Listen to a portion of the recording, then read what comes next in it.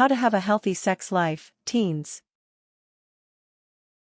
Sex or sexual experiences can be a great part of your relationship, an enjoyable one-time experience, or something you're saving for later.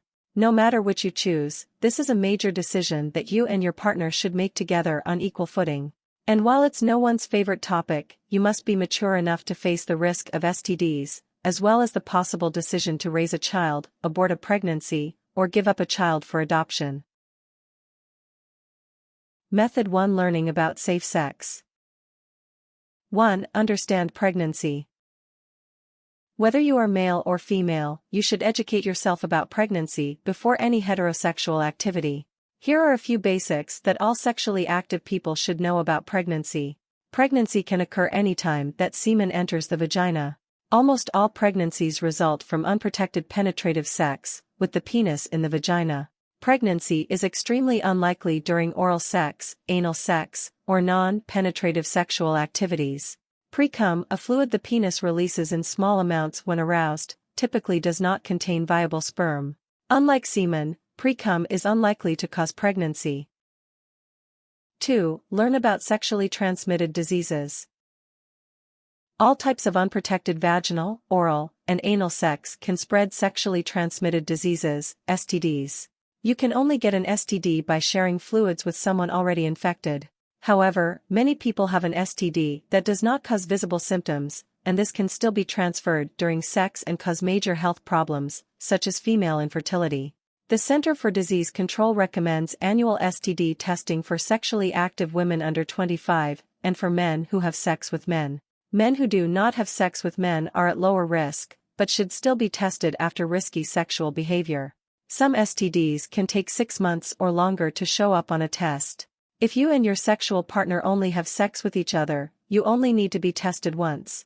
Get tested again if you suspect your partner has had sex with someone else, or if either of you have used injected drugs with a shared needle. 3. Use condoms. Condoms are the most common method of birth control among teens. They are cheap, easy to use, and protect you from both pregnancy and sexually transmitted diseases. Make sure you are using them correctly. Male condoms reduce pregnancy chance to 2% per year when used perfectly, but during typical use, mistakes or lapses increases this to 18%. Female condoms are slightly less effective, reducing the chance to 5% when used correctly.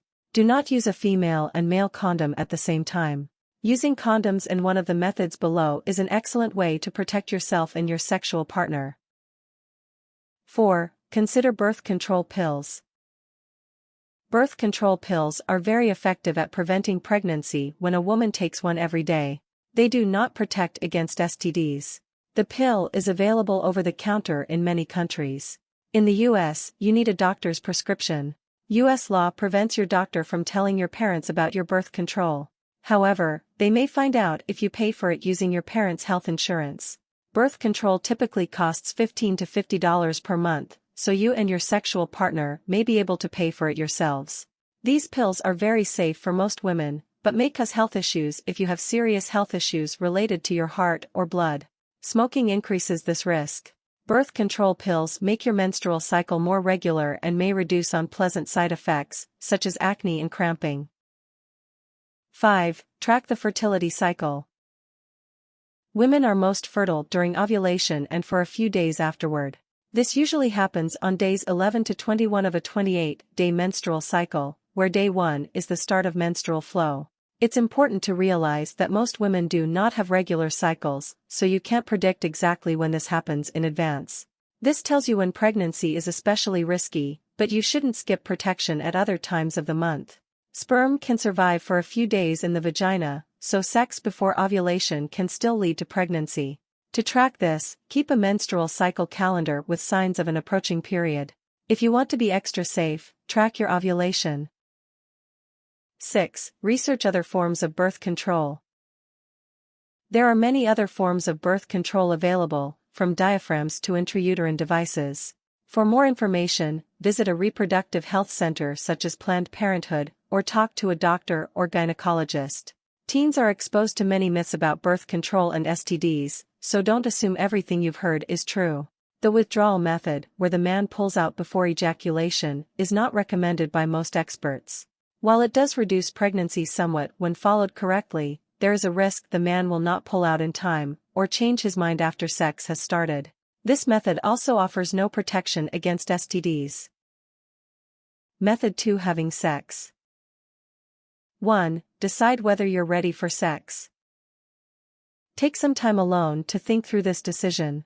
Ideally, you should answer yes to all these questions before you have sex. Do you and your partner understand how pregnancy and STDs work? Can you talk openly about the risk, and agree on a method or methods of protection? Do you and your partner trust and respect each other? Would your partner listen if you changed your mind and said stop?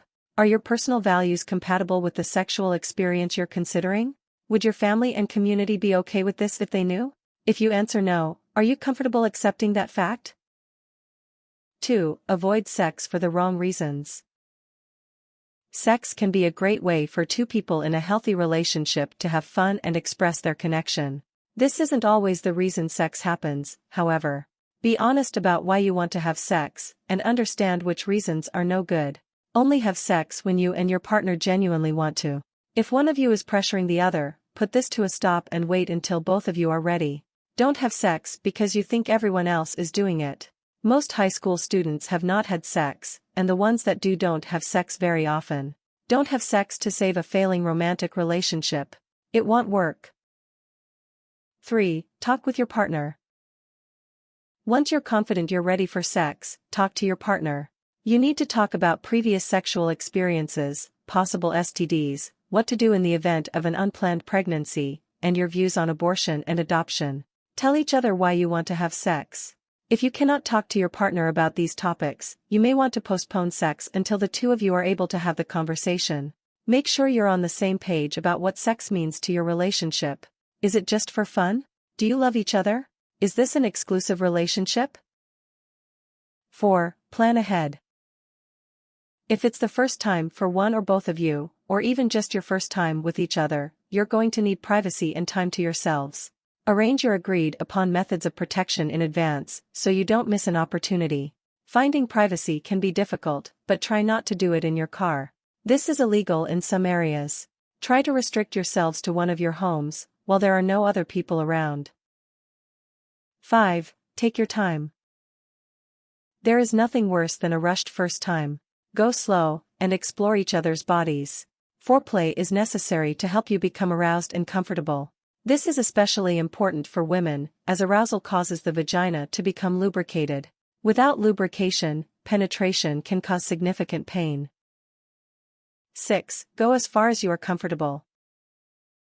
A sexual encounter can mean playing with each other with your clothes on, helping each other masturbate, or having penetrative sex. Enjoy each other however you both agree to. Doing something once does not mean you have to do it again.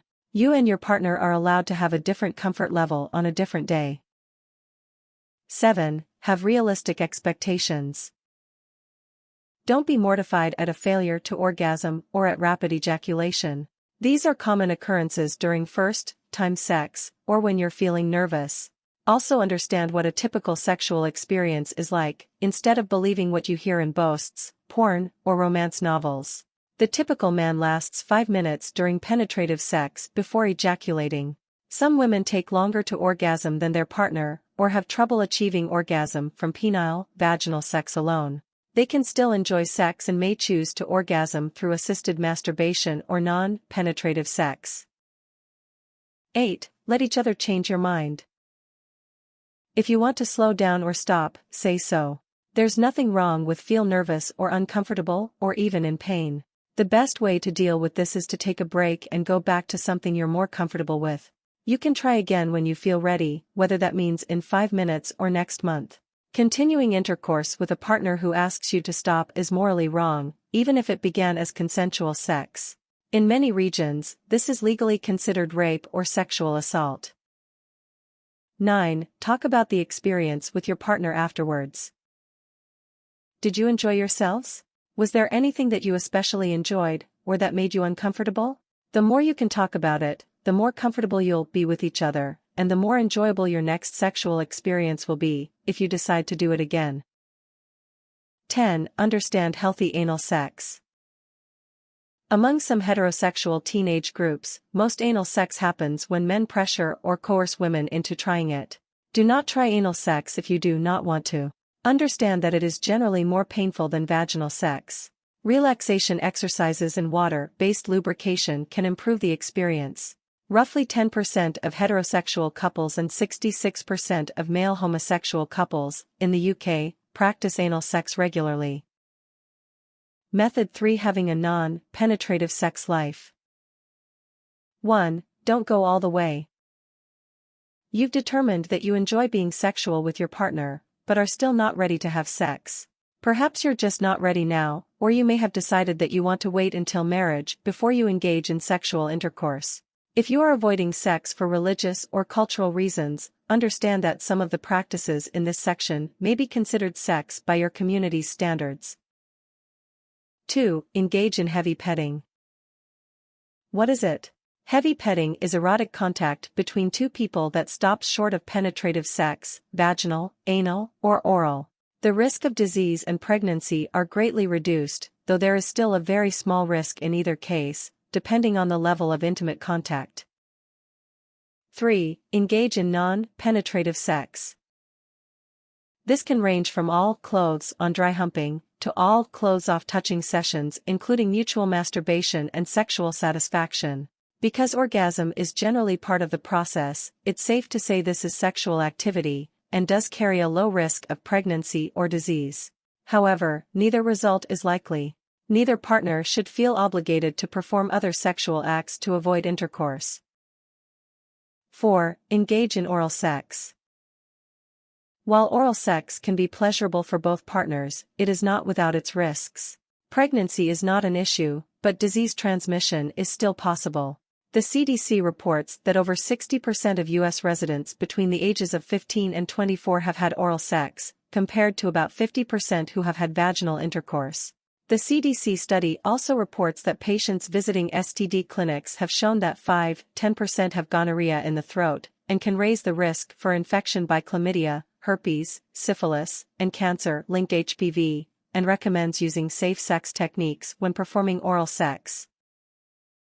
Method 4: Practicing abstinence. 1. Refrain from having sex. This may seem counter-intuitive to an article on having a healthy sex life, but consider this: if 2–3% of teenagers are engaging in sex, that means 1–3% are not. Also, abstinence does not mean not feeling sexual, it means not having sex. If this is the choice you and your partner have made, then do not be ashamed of it. Neither should you be ashamed to have sexual urges with your partner, it would be unnatural not to. There are some things you can do to help calm those urges, and still share the kinds of intimacies that people in love share. 2. Enjoy the make-out session but keep your limits firmly in place. If his, or her, wandering hands land where you don't want them, don't just try to block the move with your body language, move them away with your own hands, and say no, I'm not ready for that. They should get the idea immediately, and respect you enough to stop that approach.